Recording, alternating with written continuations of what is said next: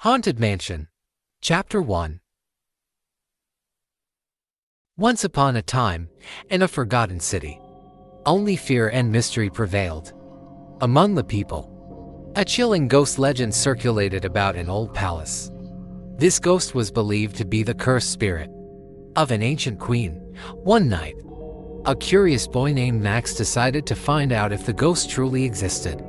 Despite having heard terrifying tales, his curiosity led him to the palace's gates. As he approached, he noticed strange markings and inscriptions on the rusty iron door. With trepidation, Max pushed the door open and ventured inside. The interior of the palace was filled with dust and darkness brought by the years. Suddenly, he heard a sinister laughter in the distance, and a cold breath brushed against his neck.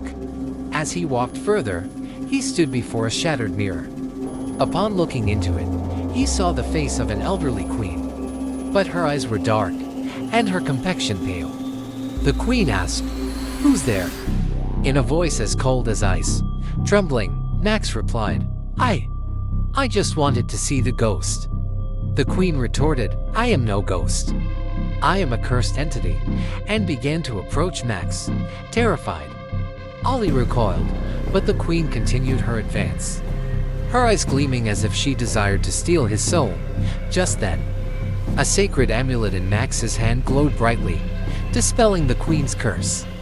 The darkness within the palace was illuminated by the amulet's light. Max fled from the palace, vowing never to speak of the horrifying experience. Yet, from that day on, those who passed near the palace claimed to still hear eerie sounds at night and felt shadowy figures watching them. Chapter 2. A few weeks later, Max returned to the old library to gather more information and unravel the mystery of the palace. Among the books and manuscripts delving into the forgotten history of the city, he discovered signs pointing to a prophecy that held the key to breaking the queen's curse. According to the prophecy, to end the curse, a lost jewel needed to be found. This jewel, once a part of the queen's crown, had been buried with her. Max decided to return to the palace and search its hidden chambers to trace the whereabouts of this precious gem. Chapter 3. Max had reached the room where the curse began. While examining the rooms, and he noticed a hidden door on the wall. Using the key on the floor to open it, he found the entrance to a terrifying maze behind it.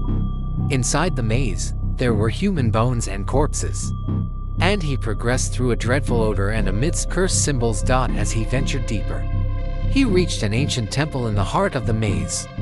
The temple housed a dark ritual area, and beneath the queen's throne in the center, a jewel glimmered. However, to obtain the jewel, he had to overcome the protection of a fearsome demon. Upon taking the jewel, he faced the wrath of the demon. Yet, armed with knowledge from the queen's diary, Max managed to defeat the demon. Placing the jewel in the center of the temple, the ghost of the queen appeared, expressing her gratitude to Max. It was believed that the curse was now broken, and the palace had regained its former tranquility. However, with the wisdom gained from this adventure, Max understood that the true horror lay in the fears and prejudices within people.